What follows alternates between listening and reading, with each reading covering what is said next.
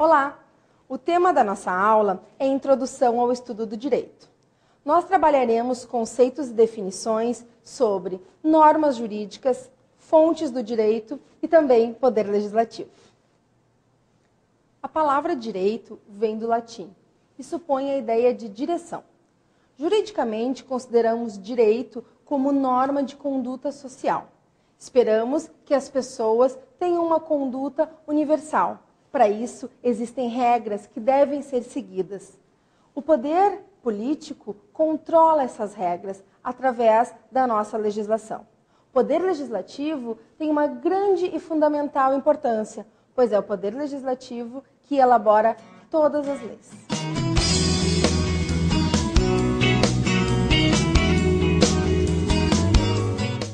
Você sabe para que servem as nossas leis? Nós sabemos que a vida em sociedade pode gerar muitos conflitos.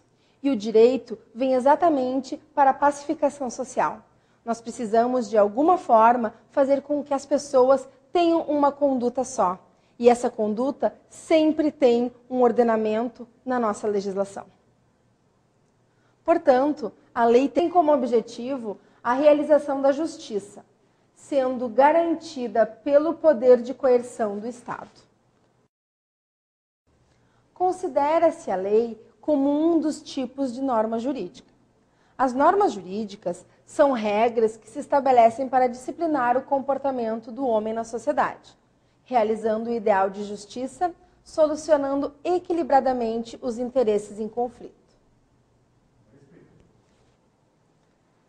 As normas jurídicas têm uma importante característica que é a obrigatoriedade. Sendo assim, todas as pessoas devem obedecer às normas jurídicas. Independente se conhecem ou não, sempre serão cobradas porque elas estão definidas na nossa legislação.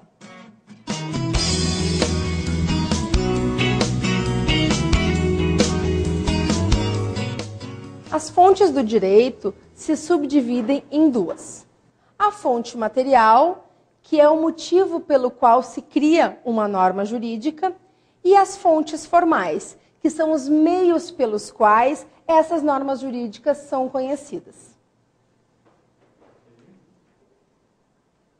Dentre as fontes formais do direito, nós temos a lei. A lei é uma norma escrita, rígida.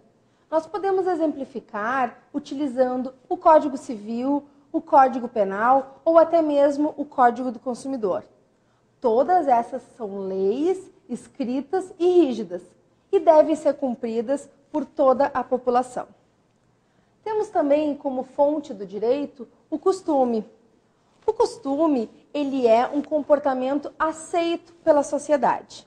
Um bom exemplo de costume é a questão do cheque. Pode ser que vocês não saibam, mas não existe previsão na lei do cheque do nosso famoso cheque pré-datado.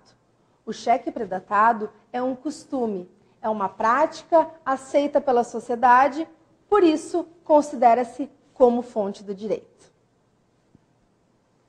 Outra fonte formal do direito é a doutrina.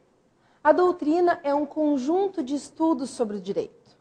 Muitas vezes precisamos de pessoas que interpretem o que a legislação quer nos dizer. Para isso, a doutrina nos ajuda e muito. Outra fonte do direito é a jurisprudência. A jurisprudência são reiteradas decisões dos tribunais de justiça. Muitas vezes temos decisões iguais ou então muito parecidas. Essas decisões geram um entendimento e esse entendimento passa então a ser uma fonte.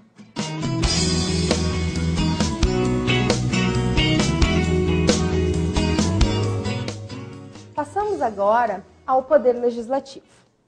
O poder legislativo tem como função típica a elaboração das leis. E ele tem uma composição específica. A nível federal, o nosso poder legislativo é composto pelo Congresso Nacional. A nível estadual, o nosso poder legislativo é composto pela Assembleia Legislativa. A nível municipal, o poder legislativo fica a cargo da Câmara dos Vereadores. Você sabe de que formas são criadas as nossas leis? Veremos agora todas as fases do processo legislativo. A primeira fase do processo legislativo é a iniciativa. A iniciativa é um rascunho, é o projeto de lei, é a ideia inicial de uma lei que pretende ser publicada. Outra fase do processo legislativo são as emendas. As emendas são proposições parlamentares visando a alteração do projeto de lei. Essas emendas visam sempre a melhoria do nosso projeto. Temos também a terceira fase do processo legislativo, que é a deliberação ou votação. Ela, no caso do Congresso Nacional, ocorre em ambas as casas legislativas. Importante que nesse tópico existem as discussões técnicas. É a verificação se esse projeto de lei realmente é possível. Depois, existe a votação. A votação é o ponto-chave para saber se esse projeto segue adiante ou fica no estágio. Sanção e veto são importantes fases do nosso processo legislativo.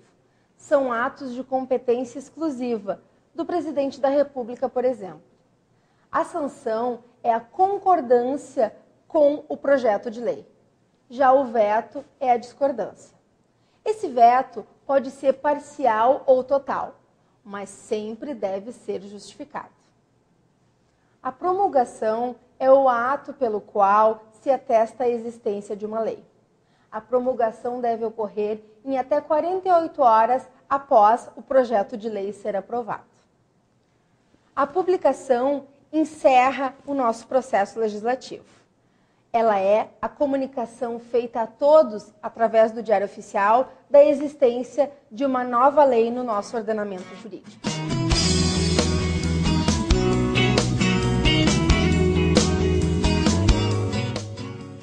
Passaremos agora ao estudo da hierarquia das normas jurídicas, também conhecida como ordenamento jurídico. Em tudo na nossa vida, nós temos hierarquia, seja no trabalho, na família ou até mesmo na escola. Nós sempre estamos diante de um grau de autoridade. Na legislação não é diferente. O nosso ordenamento jurídico segue um grau de autoridade. Sempre existe uma norma que é hierarquicamente superior à outra. Pela ordem de autoridade, as normas jurídicas se classificam da seguinte forma. Primeira delas, Constituição Federal. A Constituição Federal é o estatuto legal básico que orienta todas as normas de direito. Inclusive, invalida as normas que não estejam de acordo com ela. Seguindo a hierarquia das normas jurídicas, nós temos as emendas à Constituição. Elas são leis que alteram parcialmente a Constituição Federal.